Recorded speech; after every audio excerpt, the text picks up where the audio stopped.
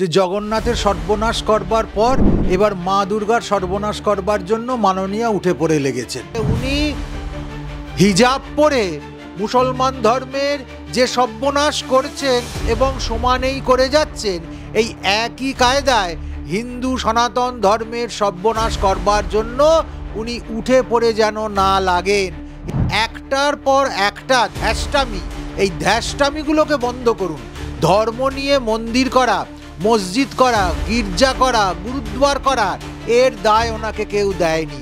দেবদেবীদের নিয়ে এই রকম সাংস্কৃতিক ছেলেখেলা রাজনৈতিক মদতে এই প্রথম বাংলায় আমরা দেখতে পাচ্ছি। মোদি রাম বললে, কালী বললে, দুর্গা বললে সেটা রাজনৈতিক হয়ে যাবে, আর দিদি যদি তার পাশাপাশি জগন্নাথ বলে, দুর্গা বলে, তাহলে সেটা একদম সম্পূর্ণ ধর্মীয় হয়ে যাবে। এ তো একটা ভীষণ সত্যি কথা, তো আমরা বুঝতেই পাচ্ছি ধার্মিক গুরুদের নেতৃত্বেই ধর্ম চলবে এবং ধার্মিক গুরুদের সঙ্গে পরামর্শ করে তাদের অধীনে থেকে রাজনীতিওয়ালাদের ধর্ম পালন করতে হবে। এটাই আবহমান কাল ভারতীয় সংস্কৃতির নির্ণয়। আসলে নির্বাচনের জন্য উনি যাতা করতে পারেন, ধর্ম নিয়ে এই যে ছেলেখেলা উনি শুরু করেছেন এটা সম্পূর্ণ নির্বাচন কেন্দ্রিক।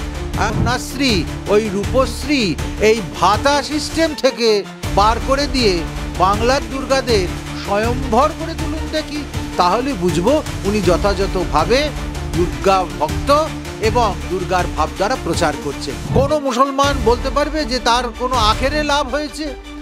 ওই যতই হিজাব পরে কলমা পড়ুন আর যতই মুসলমানদের বিভিন্ন উৎসব অনুষ্ঠান ধর্মীয় রীতিনীতির সঙ্গে ভিড়ে গিয়ে তাদের মন ভোলানোর চেষ্টা করুন। কিছুদিন আগেই দীঘার জগন্নাথ ধাম উদ্বোধন হয়েছে এবং তারপরে রথযাত্রাও হয়েছে ধুমধাম করে।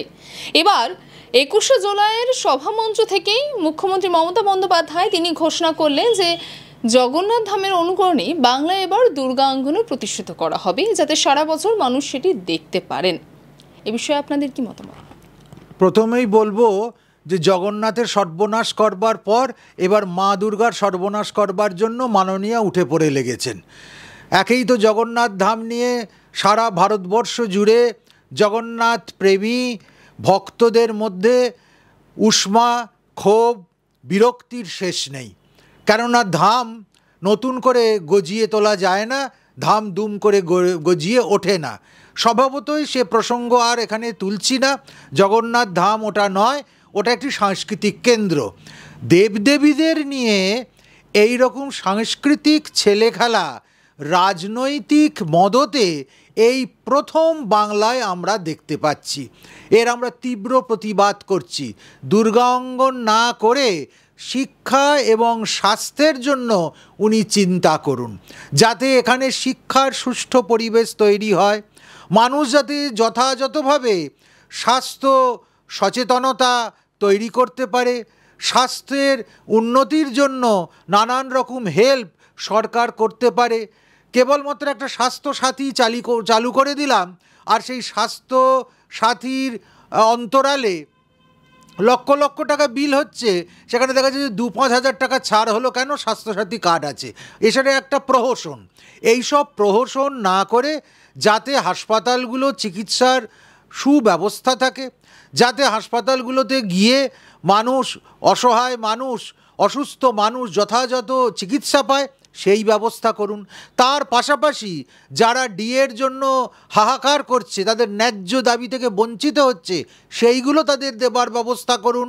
যে সমস্ত হাজার হাজার যোগ্য প্রার্থীদের চাকরি হলো না, অন্যায়ের সঙ্গে বিভিন্নভাবে অন্যায়কারীরা যুক্ত হয়ে গিয়ে ন্যায্য প্রার্থীরা বঞ্চিত হয়ে গেল, কি করে তারা তাদের যোগ্য চাকরি পেতে পারে, কি করে বাংলার মানুষের কর্মসংস্থান হতে পারে, কি করে মানুষের শিক্ষা, স্বাস্থ্য, নিরাপত্তা চিহ্নিত এবং সুনির্দিষ্ট হতে পারে, সেইগুলো নিয়ে উনি ভাবুন।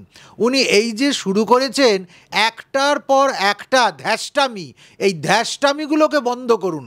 ধর্ম নিয়ে মন্দির করা, মসজিদ করা, গির্জা করা, গুরুদ্বার করা, এর দায় ওনাকে কেউ দেয়নি। সরকারি পয়সায় এইভাবে একের পর এক ধর্মস্থান তৈরি করা যায় না।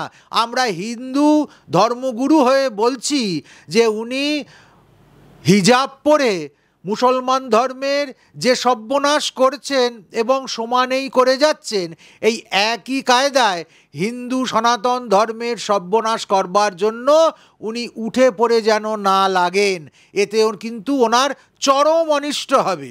অতএব এইভাবে দুর্গাঙ্গন করে দুর্গার ভাব, দুর্গা তত্ত্ব, দুর্গা মাহাত্ম্য রক্ষা করা যায় না। বরং বাংলার দুর্গারা যেন ধর্ষিতা না হয়, বাংলার দুর্গারা যেন কেবলমাত্র সামান্য ওই লক্ষ্মীর ভাণ্ডারের ভিক্ষার জন্য দাঁড়ে দাঁড়ে ঘুরতে তাদের না হয়, হাঁ করে বসে থাকতে না হয়, তাদের কর্মসংস্থান করুন। সেটাই যথাযথ দুর্গা অঙ্গন হবে, যাতে বাংলার একটি মেয়েও কাজের বাইরে না থাকে।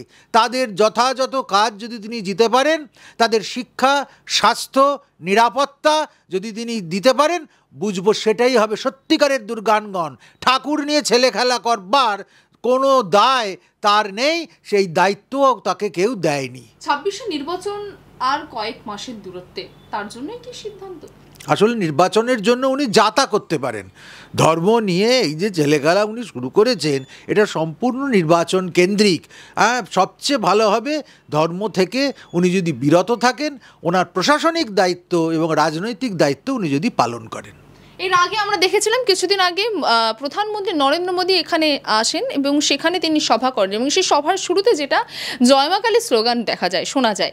এর আগে বারংবার বিরোধীদের অভিযোগ ছিল যে জয় শ্রীরাম স্লোগান দিয়ে তারা জয় শ্রীরাম যে নামটি, সেই নামটি সেটি রাজনৈতিকভাবে ব্যবহার করছে, এবং এই জয় মা কালী স্লোগানকেও ঠিক একইভাবে তারা অভিযোগ জানায়।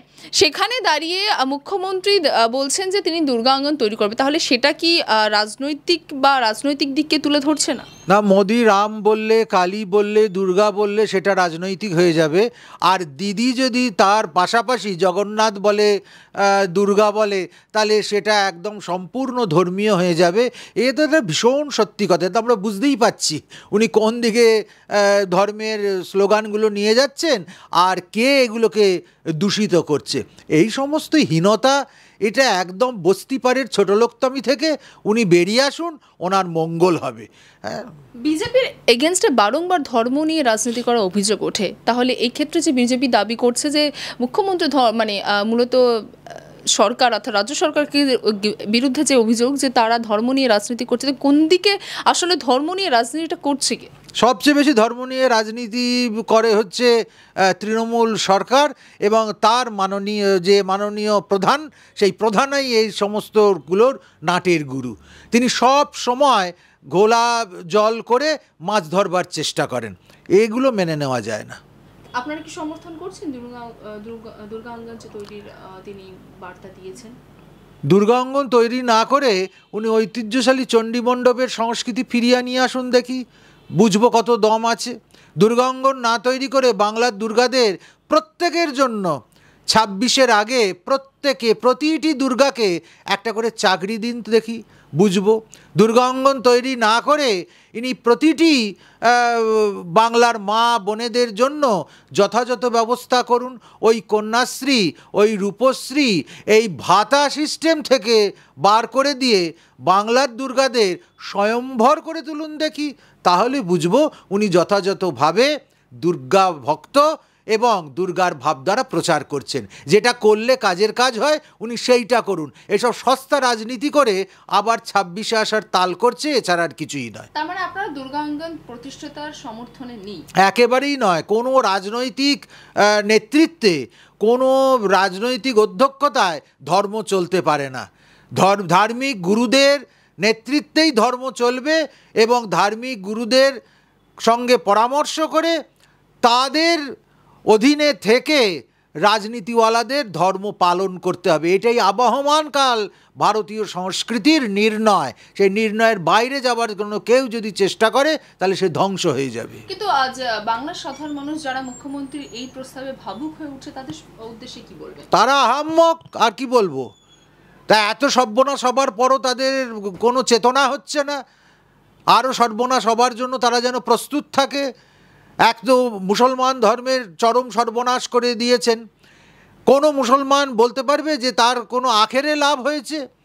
ওই যতই হিজাব পরে কলমা পড়ুন আর যতই মুসলমানদের বিভিন্ন উৎসব অনুষ্ঠান ধর্মীয় রীতিনীতির সঙ্গে ভিড়ে গিয়ে তাদের মন ভোলানোর চেষ্টা করুন, সত্যি সত্যি তাদের কোনো লাভ হয়েছে? লাভ হয়েছে যাদের, তারা সেই সমস্ত লাভ নিয়ে বিরাট বিরাট সম্পত্তি বানিয়ে ফেলে দিব্যি আনন্দে আছে। বাকি মুসলমানদের কি হয়েছে? তাদের শিক্ষা, তাদের স্বাস্থ্য, তাদের চাকরি, তাদের উন্নতি, তার কি হয়েছে? তারা জবাব দিতে পারবে? একই ব্যাপার হিন্দুদের হচ্ছে। আর হিন্দুরা যদি এখনও চোখে পট্টি বেঁধে বসে থাকে, আহাম্মকের মতো ব্যবহার করে, তাহলে এর চেয়ে করুণ অবস্থা তাদের হবে। এ আর কি এখানে বলার কি আছে? আরো ভালো ভালো খবর দেখতে সাবস্ক্রাইব করুন বাংলা হান্টের ইউটিউব চ্যানেল। বাংলা হান্টের আরো খবর দেখতে নজর রাখুন। বাংলা খবর মানেই বাংলা হান্ট।